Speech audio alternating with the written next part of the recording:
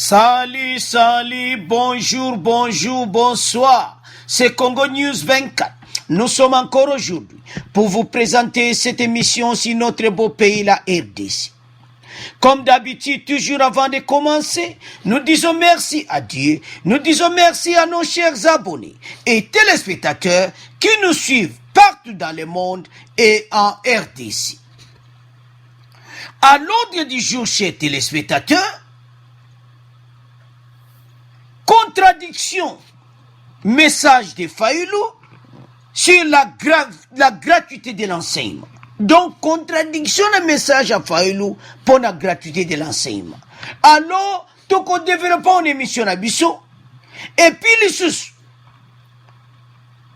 tout qu'on le bat pour la FARDC. FARDC, baso salamou salabandeko. Tout qu'on yoka interview à FARDC, puis tout qu'on yoka ndenge nini musale zo salama kuna na este bandeko. Et puis kana point wana tokoloba lisusu par rapport ya message ya Fayoulou. Donc émission eza ya koyinda bandeko. Martin Fayoulou utopesa message na ye pi ba keina kikwiti. Donc ndeto lo ba kikwiti bango na muzito. Donc bango mi bale soka ba bwaki message allez ba keina province. Alors, tout qu'on développe une émission à Bisso Bandeko. Donc, émission est à Kosakana Nangote Bandeko. Bon, ça va n'inge émission Bandi. Tout qu'on le balissus.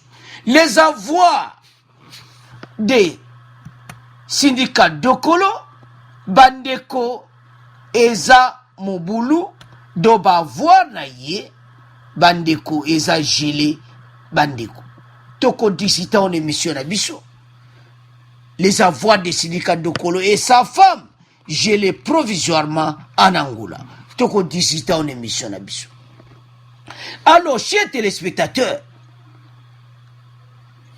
Toko Lobali Soubandeko, la gratuité de l'enseignement. Toko Yoka Emmanuel Macron, message Emmanuel Macron sur la gratuité de l'enseignement. O Nengeni Azo supporté Fachi pour la gratuité Bandeko. Alors bandeko émission ezali ba point ebele tozo senga bozala connecté bandeko parce que émission oyo ezo senga biso nyonso tozala ensemble pona nini pona RDC et kende liboso. Alors commençons avec le premier point. Alors chers téléspectateurs, commençons avec le premier point. Les avoirs des syndicats de Kolo et sa femme gelés provisoirement en Angola. Bandeko ba avoir gelé. Les avoirs du Congolais syndicat de Kolo et son épouse Isabelle Dos Santos, fille aînée de l'ancien président angolais José Eduardo Dos Santos, ont été gelés provisoirement lundi 30 décembre dernier par le tribunal de Luanda, à la suite de graves accusations d'achats frauduleux, des actions notamment de l'opérateur téléphonique Initel et la société pétrolière portugaise. Bavoir na ye ezagili. Bamoni était achat frauduleux, des actions notamment ya Initel, société wana téléphonique, et puis société pétrolière oyo yemoko mwasiwana azaraki PDG. L'épouse de Dokolo, présentée comme la femme la plus riche d'Afrique, était la PDG de l'entreprise publique du pétrole Sonangol jusqu'en novembre 2017. Papa n'a quitté pouvoir, mais ya zalaika kati PDG nanale wana. Et puis en novembre, il a quitté poste. Donc, moni makambo oya mabe na kati ya faire na bango. État de droit. Bandeko, il faut tozala na patience. Oye salami na Luanda, eko salama na RDC. Ata lelo bozon di mate ko salama. fatia solola kana Lorenzo bokasi Lorenzo bakosu masolo na bako kozete. Est-ce que masolo na bako solati ayebi fatia zo memango malembe. Dans l'ordonnance du tribunal fondant l'injonction, il est expliqué que le prévenu cache les actifs obtenus aux frais de l'État, les transférant à d'autres entités.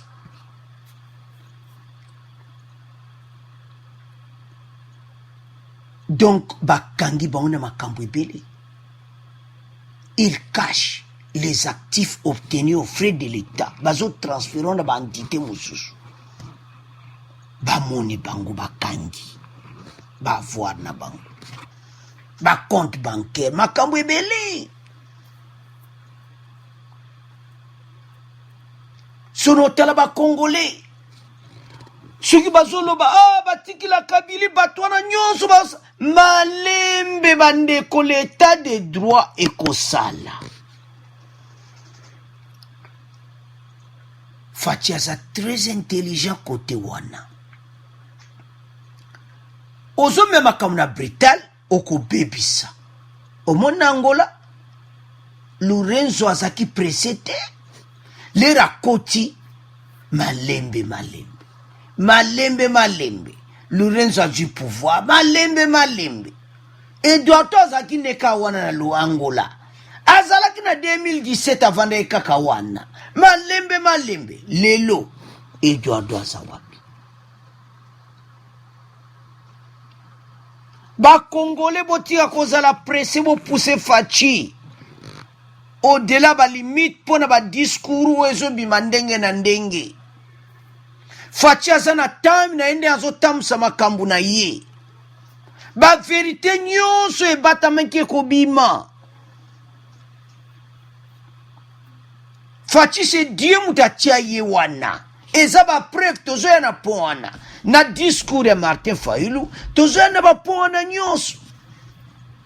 La décision du tribunal provincial de Luanda a été prise 2 jours avant Noël. L'annonce a été faite le lundi, relayée ce mardi par la presse angolaise. Lelo, presse va publier ango.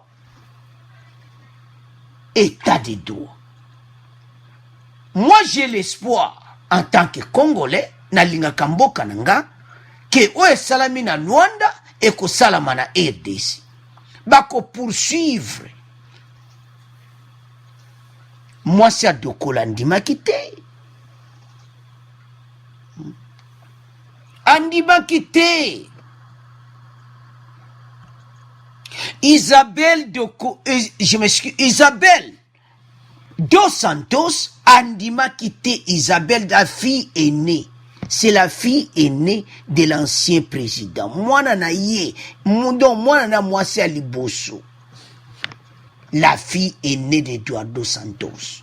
Boni combien de power zaki nango? Lelo. Tosuki wapi.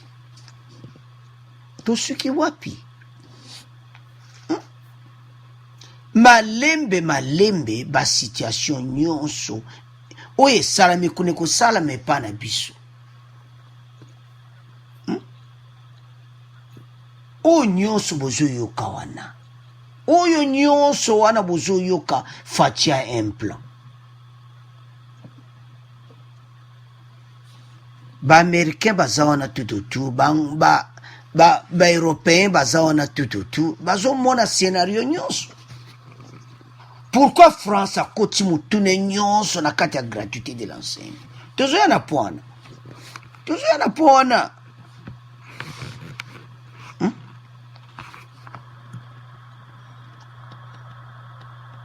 Problème na biso ya tolinga kali kambo kaka mbala moko bato wana babengale. Toza trop pressé toko bebisa. Il y a un plan. Bambeba na bamu nyonso ayebi. Bon, c'est ce que état de droit vandi. Bakosambisa bango te, bakosambisa bango. Ils seront jugés na RDC.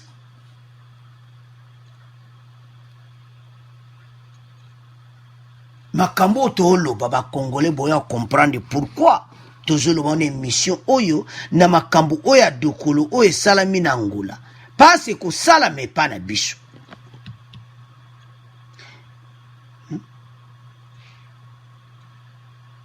Moi sina yandima kite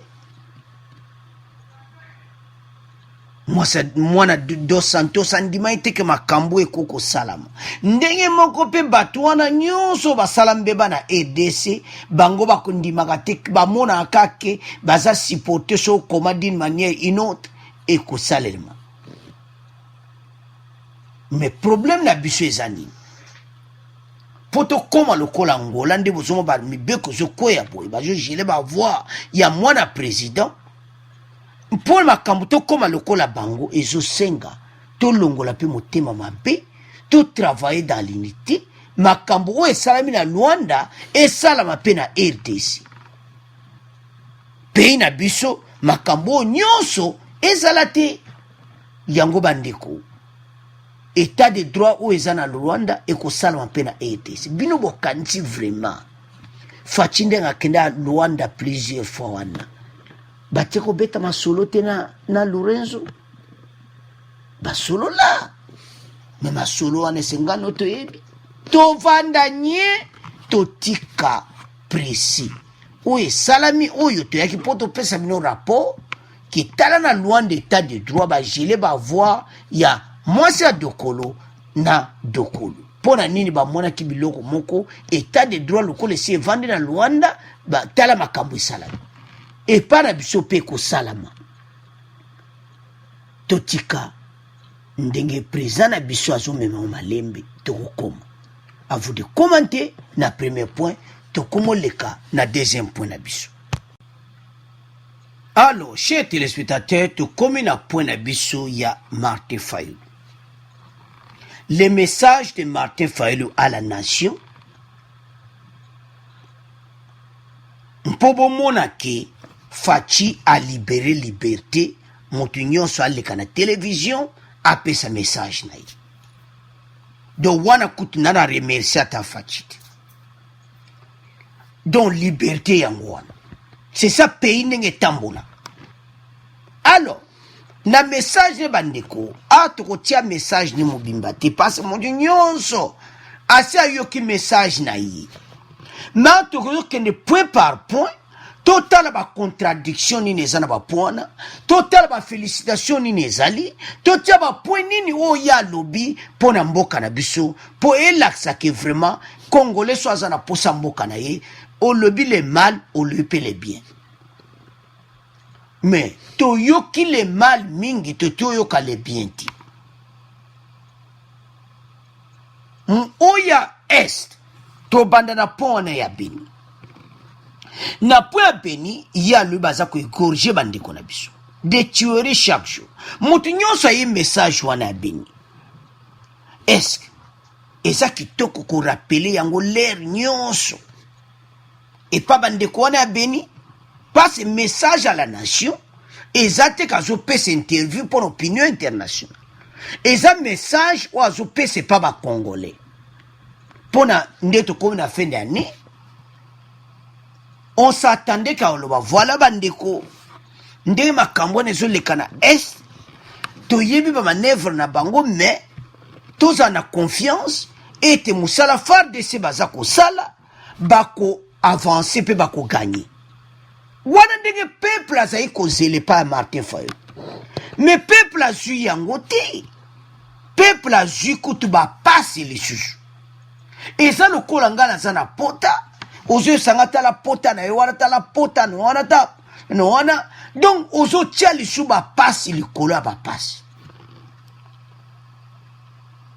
ko yebsa mutu ayebi mba problème wana ko rappeler bango te bona ne oyo boza espoir que le kola far de se bazakuna bako edemboka bandeko toko tiela bino far d'ici no nini na message na ye tant to yo ka parti wana totali pe parti a FARDC to discuter yango est-ce que FARDC bazo travailler koloba ete chaque jour on égorge on tue tout ça mutu nyonso ayebi meloni tontoloba awa Martin Fayulu message na ye malobe bele zanango mabeti. Il a adressé à la nation. Mais sens nini. Tango za ko adressé ngazo laksa nini na motema ne kanda colère contre Fachi contre l'autorité kanda na yeza ya nini. Passe message à la nation et un message oyo et fortifier le peuple congolais. Et tu te commis na bonne année totale ndeni année 2019 eleki ndento kota 2020. Ba message ne na kati zaki na oma bete. Mais à quelle intention? Et puis ba point monsieur y a soulevé. Alors, toyoka une partie où est très important ya est bongo to continuer émission na biso. Notre pays n'est pas géré. Il est livré aux méchants, aux personnes assoiffées de pouvoir et d'argent, sans vision ni valeur. Le mensonge de la gratuité de l'enseignement est un crime contre l'avenir du Congo. Certes, conformément à la Constitution, nous voulons que nos enfants et petits-enfants aillent à l'école sans rien payer. Mais nous voulons aussi un enseignement de qualité, avec des enseignants motivés, en nombre suffisant et des infrastructures adéquates. Plus de 100 élèves dans des salles de classe insalubres, avec des enseignants démotivés, certains non mécanisés et non payés. C'est cela le résultat de la démagogie propagandiste, pendant qu'ailleurs, on cherche à former correctement les enfants pour qu'ils relèvent les défis de demain. Alors, chers téléspectateurs, Tolandi Martin Fayulu wana. Biso nyonso tolandi. Mais atia koloba eloko mon côté pona FARDC musala baza kusala. Message wana à la nation et quoi que ça ndenge wana ti. Soyons sincères. Malowa mususu ya lobi eza nango bien, eza mabete pour notre pays. A lobi kawana ya lubero que on a tenté mais va réussir. Avec grâce à la population. Mais FARDC papa. FARDC kubisana FARDC. Bande ko wana bazana besoin ba yo ka momo ko bien pana yo Martin Fayulu pona FARDC.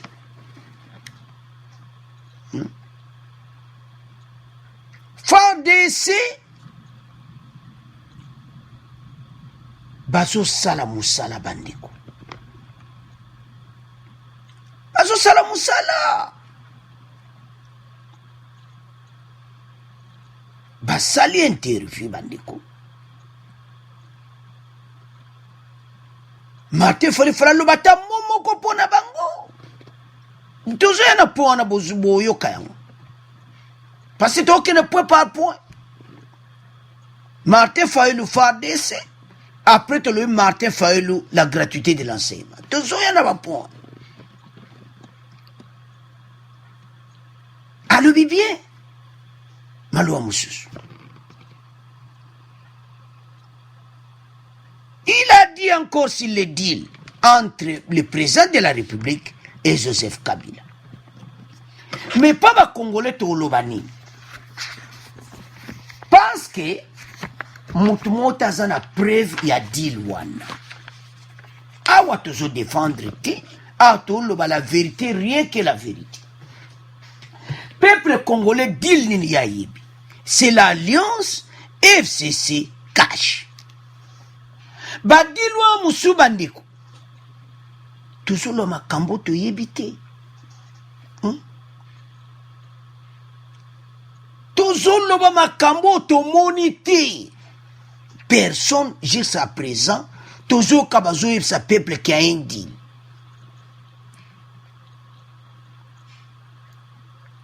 Pour ça l'année de bamusu balobi. mukuna lobaki clair deal entre FCC et Cash tozala clair parce que wana congolais nyonso ayebi ke bango baza na alliance makambo nini bango babongisi na Cash FCC Cash wana eza deal oyo congolais nyonso azobunda nango ke deal wana il faut bango bakabwana comme ça deal wana bango babongisaki esalama te fatia ya koyebisa bakongolais makambo esi bozana bapreuve tozokotela faci te tozokotela motu te tozoloba nde nga na yo ti lelo na Martin Fayulu ndenge azoloba ke ya un deal eske nani amonaki yango tozosoupçonne me nga nalingi tozala sincère que la situation actuelle à RDC c'est FCC Cash FCC Cash tozana besoin de progresser une émission oyo bandeko tozana ba point belé na do comme na gratuité te kuna kutu oyo baloba donc contradiction Martin Fayulu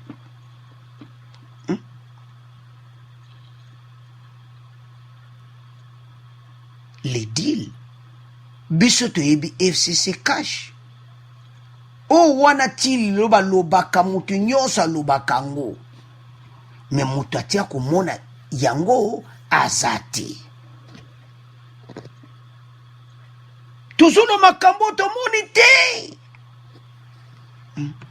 tozopesa peuple d'information à lokuta tozopesa peuple d'information à lokuta eza mawa bandeko eza mawa tolandi Martin Fayulu wana toyebisa peuple oyo eza clair oyo tozomona eza accord FCC Cash oyo mosu wana toza na bapreuve te totika koloba yango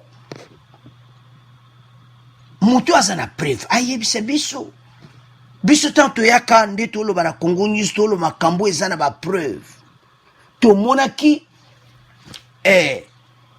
Némi na Jean-Marc Abound devant le premier ministre baza ko signer alliance FCC Cash ba publier yango nde motu nyonso azoloba pa tomonaki bango baye ba signer alliance wana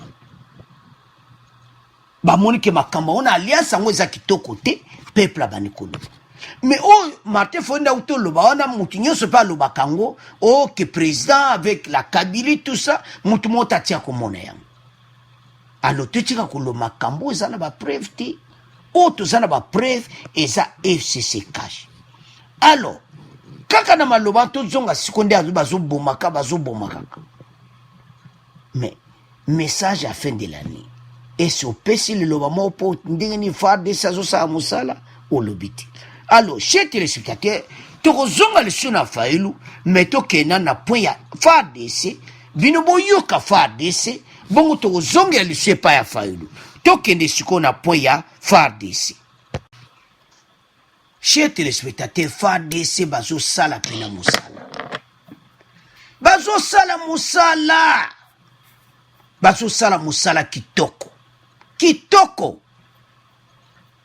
malgré défi eza makasi baide président pesaki te bakende kuna bake ovanda kuna do bazosala pena mosala mais tozotiela bino exil wana tokolanda FARDC bandeko porte-parole militaire de l'opération Sokolade, le major Guillaume Nijekaeko affirme que l'armée a enregistré depuis près d'un mois de reddition massive des groupes armés dans le secteur opérationnel. Bon, il y a une interview bandeko. Biso ya kamba preuve to tiele bino. Batuni bango bazo tozo monaka bazo ya kotika ba arme bazo pas ces situations zawana ba groupe armé wa nyonso ba comprendre que toza en erreur bisomo to détruire bandeko na so congolais to tika minduki to dénoncer bato nyonso bapesa biso minduki. Martin Fayulu atiko oloba bongo te kaka on tue on ego. Donc message à passe au peuple aza na besoin de vérité. La vérité que ba groupe armé wana bazobimisa basekeli boko yoka. D'après lui, ces redditions s'inscrivent dans le cadre de la pacification de la partie Est de la République démocratique du Congo. Tant que président Pesaki en a un grand envergure wana et siko ba attaquer pena bango. Alors, ba pesi message na bango. Alors, chers téléspectateurs, Tolanda, FARDC, Bongo, to continuer mission na biso. Nous constatons ces derniers jours des redditions de groupes armés avec des munitions. Qu'est-ce qui explique ces redditions selon vous? Comme vous le savez, il y a de cela un mois et quelques jours que le chef d'état-major général des forces armées de la République démocratique du Congo a instruit les forces armées de la République démocratique du Congo de mener des opérations de grande envergure. Donc ces redditions en cascade sont à inscrire dans ces cadres. Nous sommes en train de matérialiser la volonté du niveau stratégique de la défense qui a comme finalité pacifier toute la partie est de la République démocratique du Congo. C'est ça le jeu du chef d'état-major général. Vous avez enregistré déjà combien de rendus et dans quel secteur notamment que ces redditions sont constatées? Il y a le général autoproclamé Delta Jovial, qui commandant de FDD-H Nyatura, qui n'est pas un groupe le moindre dans le Massissi. Ce côté-là, c'est lui qui faisait la loi là-bas. Il s'est rendu avec des armes et un nombre de combattants importants. Avant lui, il y a eu Mouaoué qui s'est rendu. Lorsque vous allez vers Ngungu, le général autoproclamé Matata s'est rendu aux forces armées de la République démocratique du Congo avec un nombre important d'armes, mais aussi il a remis à la République un nombre important de combattants. C'est cette pression-là que nous sommes en train d'exercer sur tous ces groupes armés et des opérations de grande envergure telles que voulues par la hiérarchie. C'est ça le résultat de toute cette pression. Voilà. À notre niveau tactique, ces opérations nous permettent d'éradiquer tous les groupes armés qui équipent notre zone de responsabilité, avec comme finalité pacifier toute la partie est de la République démocratique du Congo. Avec ces redditions que vous avez qualifiées des cascades, on peut parler du début de la pacification totale qui s'annonce de la région qui est sous votre contrôle. Mais effectivement, madame, il y a des signes qui ne trompent pas. D'ailleurs, laissez-moi vous dire que vous allez assister demain ou après-demain à d'autres redditions importantes parce que je rassure ici la population que la hiérarchie a pris des dispositions de manière à ce que les éléments loyalistes restent dans toute cette zone et la dominent pendant un temps extrêmement long. C'est-à-dire, nous n'allons pas donner encore du temps à tous ces groupes armés ou à ces détenteurs illégaux d'armes à feu d'être encore actifs. Donc nous sommes en train de mener des opérations et nous allons rester dans la zone, dominer la zone pendant un temps extrêmement long. La population se plaint du fait que les FARDC mènent des opérations, puis après elles se retirent, ce qui laisse place au retour de ces groupes armés. Et comment allez-vous faire pour maintenir ces gaps et gagner la confiance de la population? Les instructions que nous avons reçues de la part de la hiérarchie des forces armées de la République démocratique du Congo ne nous permettent pas de quitter encore la zone, de rester un moment extrêmement long dans la zone pour qu'on mette fin à cet activisme des groupes armés. Et je vous dis que c'est de cette façon-là que nous allons rassurer cette population qui, je pense, compte beaucoup plus sur son armée. Les groupes armés qui posent encore résistance, quel appel que vous leur réitérez? Alors, à tous ceux qui pensent qu'ils vont continuer à mettre à mal la quiétude de notre population, à tous ceux qui détiennent illégalement les armes, je parle ici aux groupes armés, mais aussi à ceux qui les entretiennent.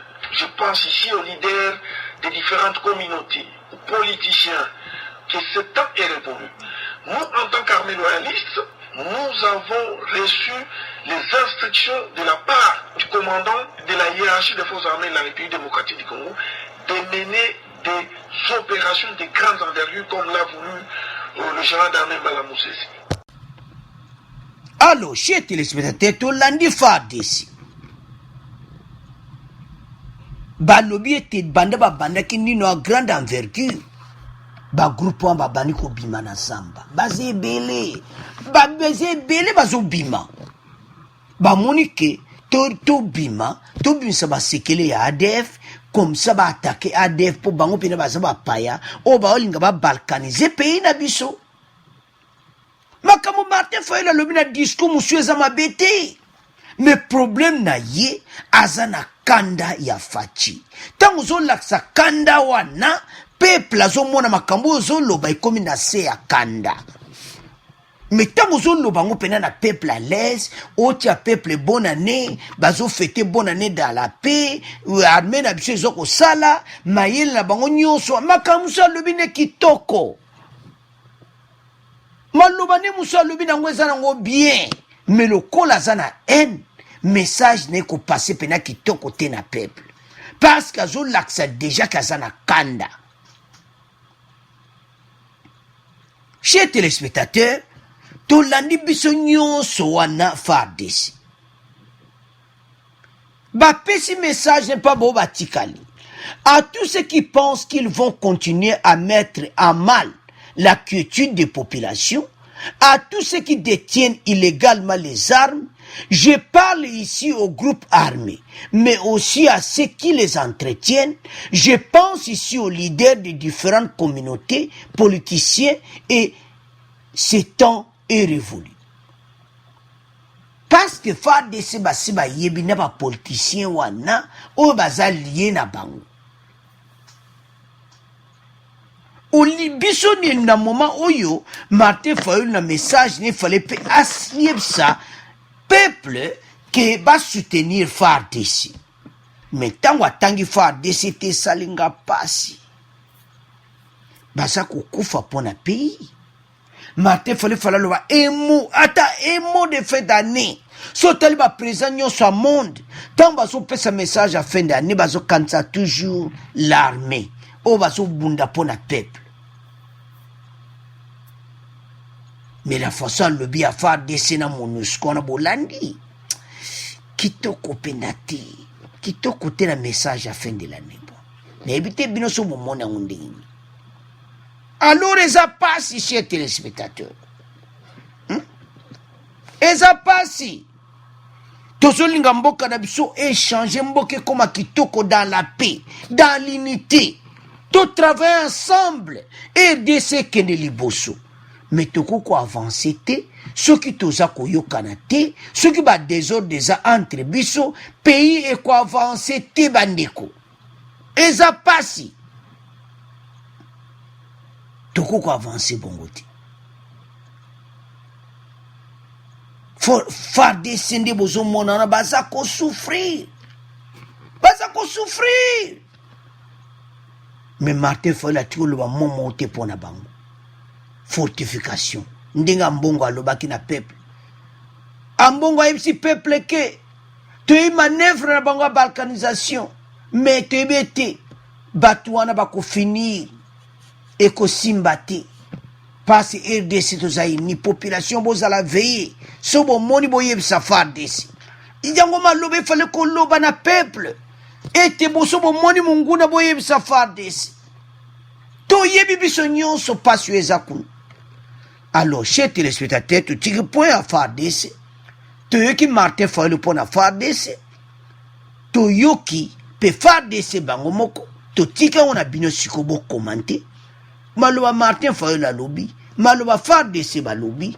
Est-ce que reconnaissance moko ezandi de FARDC ba sa musala? Tu tika on a bino. Tu sur le kana point na biso. Ya Martin Fayulu le susu. La gratuité de l'enseigne. Notre pays n'est pas géré. Il est livré aux méchants, aux personnes assoiffées de pouvoir et d'argent, sans vision ni valeur. Le mensonge de la gratuité de l'enseignement est un crime contre l'avenir du Congo. Certes, conformément à la Constitution, nous voulons que nos enfants et petits-enfants aillent à l'école sans rien payer. Mais nous voulons aussi un enseignement de qualité, avec des enseignants motivés, en nombre suffisant et des infrastructures adéquates.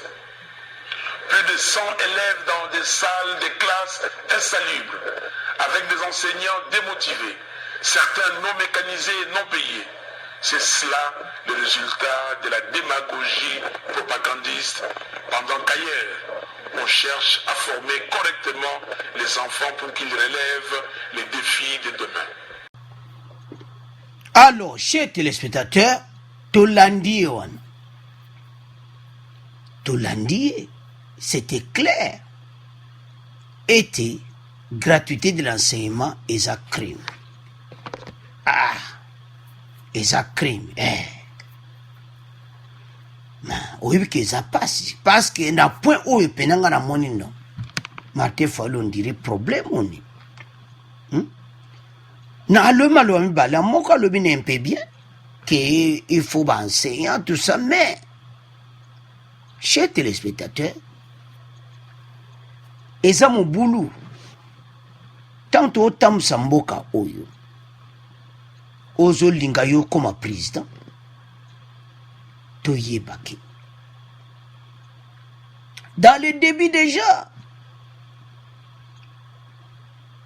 batu wana baza wana yo lingi bango te peuple aponi bango mais maloba oyo ebimisi ko na gratuité eza contradiction parce que gratuité eza crime te soki aexplike yango crime akoexplike yango comment babandi yango kaka ne oyo boyebi ke moto ayebi ke en tout cas bekole ya lete eza mingi te mais ya un plat tozotiela bino bandi sikoyo tozoleka na pont wana yango totie Martin Fayulu boyoke ndenge alobi na gratuité mpe botala koma gratuité nzela nini eza kokende befo nini Faci asali mpo gratuité lelo ezala supporte monde entier eza pasi Martin Fayulu il fallait alobaki ida gratuité eza bien mais basala boy. C'est ça que le peuple attend de vous, Martin Fayulu. Même Balaboko, c'est un crime. Non, c'est un crime. Gratuité, c'est un crime. Chers téléspectateurs, ça passe. Mais, tozonge la Martin Fayulu, to kena na gratuité de l'enseignement, to yoka, to tala ba démarche au Faci asali, to mona niveau nini support comme nango, bongo, to kozonge la leçon Martin Fayulu, na point mosusu bandeko, parce que pays oyo, ezo senga ke peuple azala na lumière yeba, parce que peuple azomona kame gratuité ngo ba non makambo nyonso babongisi tozwi bambongo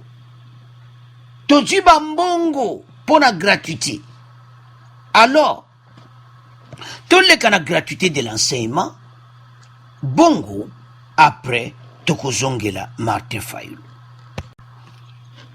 Chers téléspectateurs, gratuité de l'enseignement, salaire à l'enseignant et mati. Soko yebe enseignant na Kinshasa, botu na ye salaire na bine komi combien? Ezalaki na $90. Mais Faci lera ye a matibon na $207 par mois. Le double. Faci azamabe.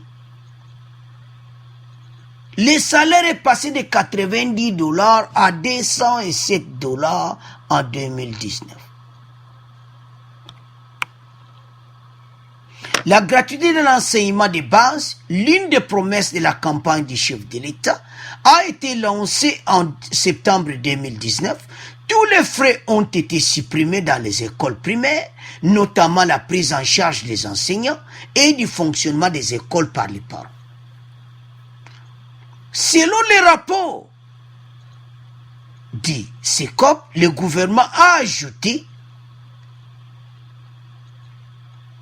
salaire à enseignant, donc c'était à 90 $ par mois et commune à 207 $ par mois.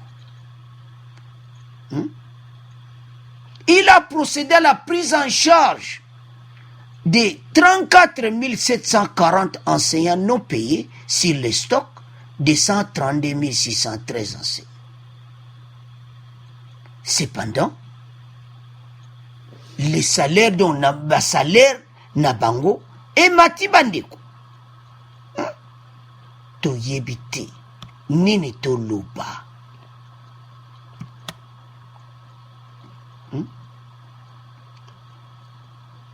Vous connaissez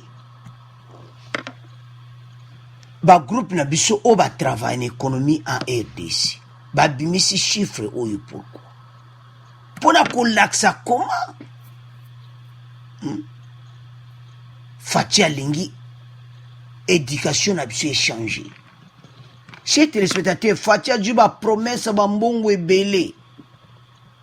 Bambongo wane yaka ndambu eko kotoko tchela bino ba preuve. L'era kenaki na France. Emmanuel Macron toko tchela excellent ka pour ba peuple amona. Ah. Mais éducation est à supporter. Là on te yele bino exploito tchela bino yango. Parce que na message au Martin Fayulu apesi alobi ke enseignant baza bien payé. Et enseignant ba mati bango salaire. Ba commune à 207 soko yebi mutu na Kinshasa tuna ye enseignant a salaire ne komi combien banda septembre 2019. 207, le peuple le double au bazako soit liboso.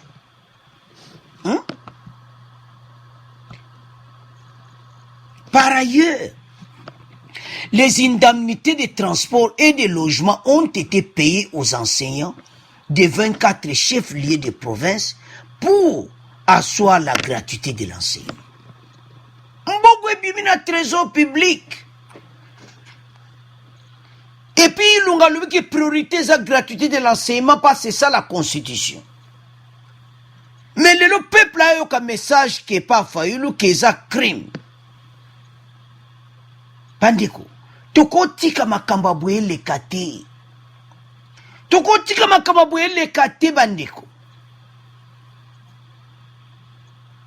Martin Fayulu a eu un crime. Ah! Bandeko. Et ça mawa. Alors, tout landa promesse oyo Macron a pesaki sur la gratuité bon landa bon to continuer mission na biso.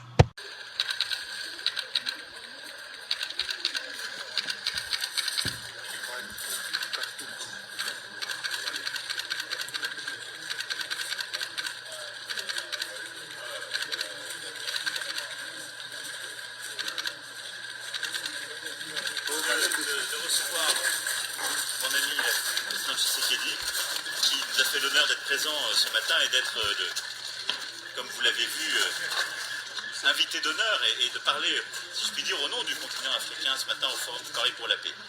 Nous avons signé le deuxième contrat, justement, en matière de soutien et de développement et de désendettement pour le pays. 65 millions d'euros que la France va investir pour accompagner le travail de modernisation, de transformation de la RDC du président Tshisekedi. Nous avons beaucoup parlé ensemble. D'abord, nous serons aux côtés du président pour la sécurité, en particulier à l'Est, contre les groupes armés, les groupes qui pactisent avec Daesh pour lutter activement contre ceci, avec de la coopération en matière de renseignement, de la coopération militaire très clairement concentrée à l'Est, une action déterminée et une action diplomatique aussi pour sanctionner les leaders de ces groupes dans le cadre des Nations Unies. Et donc la France est pleinement engagée aux côtés de la RDC pour lutter contre ces groupes armés qui déstabilisent le pays et qui aujourd'hui pour certains ont pactisé avec Daesh.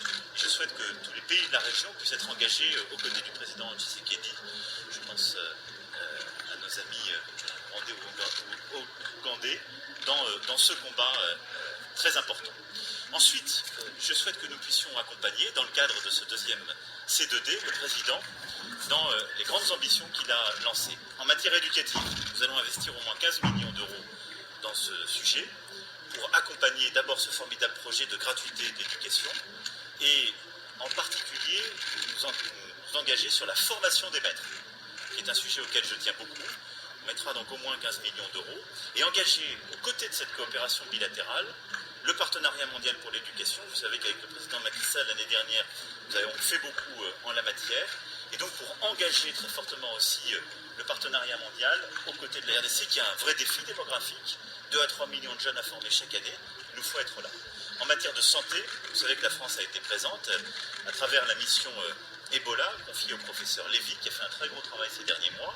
Il continuera, au-delà de ce qui a été engagé, 75 millions d'euros, et un très gros travail technique, scientifique, continuera à être présent et nous déploierons cette feuille de route dans les prochains mois, partenariale, à la fois d'urgence, mais aussi de coopération scientifique et de stabilisation du système de santé. Et la stabilisation, la reconstruction du système de santé dans toutes les régions, aux côtés du président Tshisekedi, est un point pour nous très important. En matière d'agriculture, en matière d'énergie, en matière d'environnement, un travail formidable est fait sur la forêt. La France a cru, comme vous le savez, ces derniers mois, son implication dans l'initiative dite CAFI. En matière de numérique, le président se rendra à Station F. Je souhaite qu'il soit un acteur important de Digital Africa. En matière de francophonie, nous sommes les 2 premiers pays de la francophonie. Là aussi, nous multiplierons les actions concrètes pour nous réinvestir très fortement et la France sera au soutien des initiatives prises par le président. Voilà le partenariat, si je puis dire, à la fois bilatéral et régional que je souhaite renforcer avec le président. Il reviendra au mois de juin prochain pour le sommet Afrique-France avec là aussi beaucoup de sujets que je souhaite mettre à l'honneur en matière culturelle, en matière linguistique, intellectuelle, politique, en matière de ville durable aussi, qui nous permettront de poursuivre cela. Et je me rendrai ensuite moi-même son invitation en RDC. Mais je suis très heureux que le président ait passé ce temps à Paris et que nous ayons ainsi redéfini, après la visite en mai dernier du ministre Le Drian, les bases fortes d'un partenariat renouvelé. À quand le voyage du président Emmanuel Macron à Kinshasa? Écoutez, je l'ai dit, mais c'est à l'invitation du président, mais ce sera dans la deuxième moitié de 2020. Dans quel domaine, le président Macron vient d'en parler, mais dans quel domaine la France peut vous aider? Il l'a dit, il a tellement bien étayé que je ne vois pas ce que je vais rajouter d'autre. Il y a plusieurs domaines que nous avons balayés et je suis heureux de voir la France revenir en pointe là-dessus. Et je lui avais dit, je tenais à le lui dire, je veux que la France soit beaucoup plus présente en ce moment en Afrique. Ça fait partie de vos objectifs de votre tournée européenne, d'obtenir cette aide? Oui, absolument. Jusqu'où va-t-elle aller? Parce qu'on parle d'aide ou de coopération. Comment vous ressentez les choses? Coopération. Je préfère le terme coopération. Pourquoi ça? Mais évidemment, dans la coopération, il y a de l'aide. La coopération, c'est de l'amitié. Et un ami qui a certaines faiblesses, on lui vient en aide. Mais je préfère le terme coopération. La France avait aidé la RDC dans le domaine sécuritaire en formant notamment des policiers. Est-ce que cette on va poursuivre, mais comme moi je partage totalement cette philosophie de coopération, de donner la possibilité d'agir. Quand un ami a des difficultés, on l'aide, mais c'est lui qui agit. Dire, le peuple, les dirigeants de la RDC, ils veulent agir pour eux-mêmes. Le rôle de la France, c'est de les aider à le faire. Et donc c'est aussi pour ça que quand je vous parle d'éducation, je vous parle de formation des maîtres. Quand je vous parle de coopération, c'est coopération en matière de renseignement, de formation, des policiers mais aussi des militaires pour l'Est. Et c'est mettre en situation, justement, de faire. Mais on a avancé sur la situation sécuritaire dans chacun de ces pays Ils ont beaucoup de courage et nous sommes vraiment en soutien. Et je crois qu'on a commencé à dessiner des décisions que nous allons prendre dans les prochaines semaines pour reconcentrer la force conjointe sur le fuseau central, pour aussi repréciser ce que j'aurai à faire dans les prochaines semaines, le rôle de Barkhane, confirmer et conforter notre engagement, conforter l'engagement de ces derniers, rappeler à l'ordre certains de nos partenaires qui s'étaient engagés dans l'Alliance pour le Sahel, qui tardent parfois à livrer leur aide, mais on aura là des livraisons militaires en fin d'année, début d'année prochaine qui sont importantes et qui étaient attendues. Et puis, je crois qu'on a clarifié notre objectif premier, lutter contre les groupes terroristes sans ambiguïté, nulle part, et consolider vraiment le rôle des administrations et des États. À cet égard, on a eu une bonne discussion sur Kidal. Là, je souhaite vraiment redire très clairement que Kidal, c'est le Mali et l'État malien. Alors, chers téléspectateurs, tout au landa Emmanuel Macron, tout landi ndeni ba supporter RDC na formation ya ba maître ba enseignant ndeni ba ko former ba. Et zo laksa support que gratuité pene ko simba. Po soko moni ba obimisa bambongo ne wana eda ndengwa ne ko simba. Bosi comme Martin Fayulu le beza mensonge, il y a gratuité de l'enseignement et ça crime. Alors bien vous quittez côté. Il faut topper ça l'homme ba peuple la mona que gratuité ko vanda. Macron ou tolo bana. Et gratuité de l'enseignement ko simba. Bambongo wana tout ba oya ko former ba enseignant donc tout eza ba corps salami.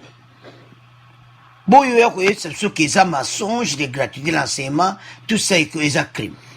Et ça mensonge te. Alors, yango kato soloba.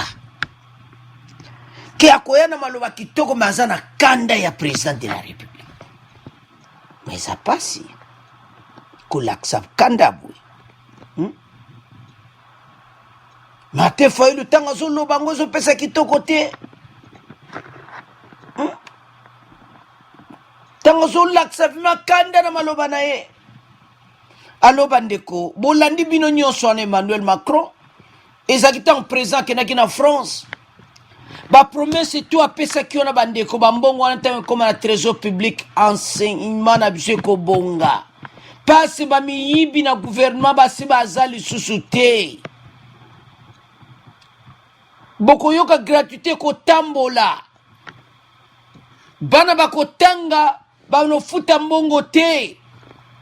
Nombre na ba classe oui et matinde Martin Fayulu aloba kiwana.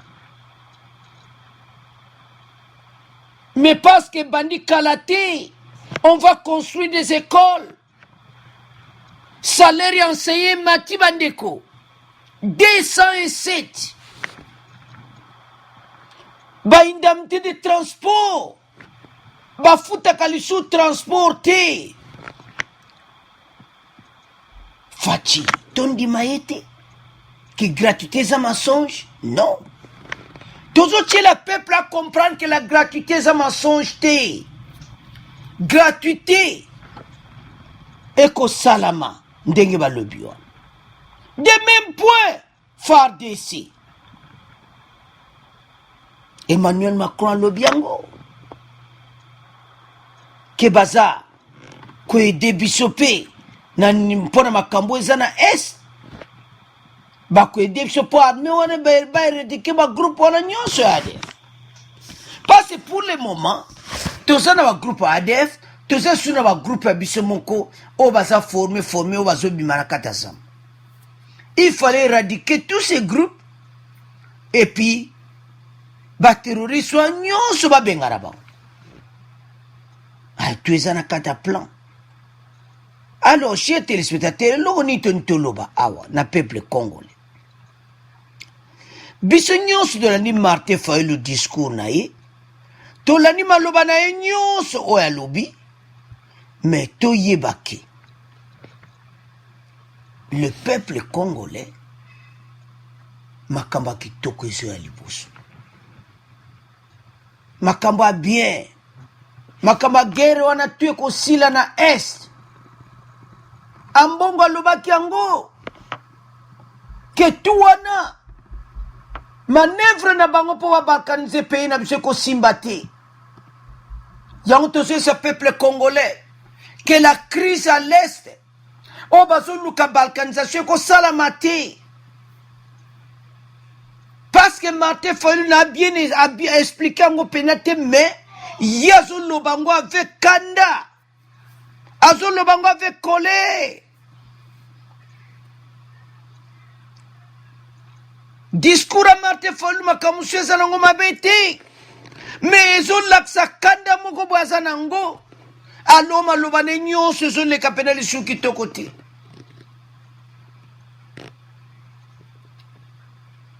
Alors, chers téléspectateurs, est-ce que message à fin de l'année ezalaka bongo toloba te? Toaliona po bandeko oyo baza basupporter ya Fayulu, toaliona po na kanda te.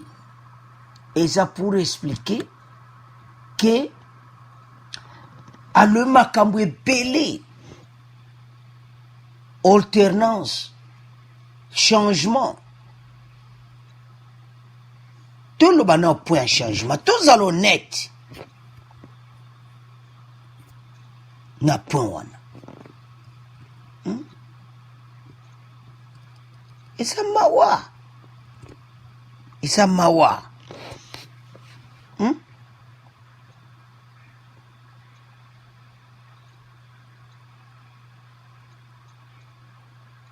Allo bandiko. Biso nyonso. Tout l'année Martin faut peut tout lundi ba promesse Macron pèse pour la gratuité. Toujours mon a que gratuité ko salam. Alors, tout tiki point oyo ya gratuité. To comment les kasiko yo. To pesa biso to débattre makambo nyonso to kilelo. Ensemble to pesa ba idée na biso. Alors, chers téléspectateurs, et là, on est un peu le bas qu'on a point oyo. Toyoki. Martin Fayulu, Toyoki. Ba message belé pesami. Tout ça là honnête. Alternance politique. Changement. Changement zali. Changement zali. Malgré nanou ezanyon sauté. Est-ce que Martin Fayulu to banaka na changement liboso? Na lera la Kabili ba ko permettre apé sa discours bon. Bakondi matin? Bakondi matin y apé sa discours denga pesi bon libre. C'est ça la démocratie. Liberté d'expression. Batiki aloba. Et ce monde ba bambi gage lacrymogène. Ba pekisi apé sa meeting wana te, ba pesi live alekate, aleki, mutu nyonso ayoki ye. Mais là qu'on est tenté de retenir division. Division na ba politicien.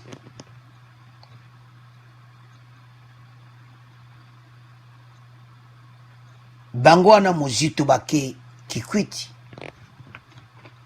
A Kikwiti. Baki au passé. Quand Kikwiti kuno yoka li chouchou. Maloa moussous. Et ça mawa. Ba boa ki li so ba lubika li kambale ba voyager. Ba ome bale. Mais en conclusion, malobaya lobe zanoma bete meza message à fin de l'année. Message à fait de l'année zandi to tambulumbula mbande to souhaiter ba congolais bonne année ndento pesa bandeko ya espoir ete makambwani kusila. Mais na message était repesa bango ata espoir te.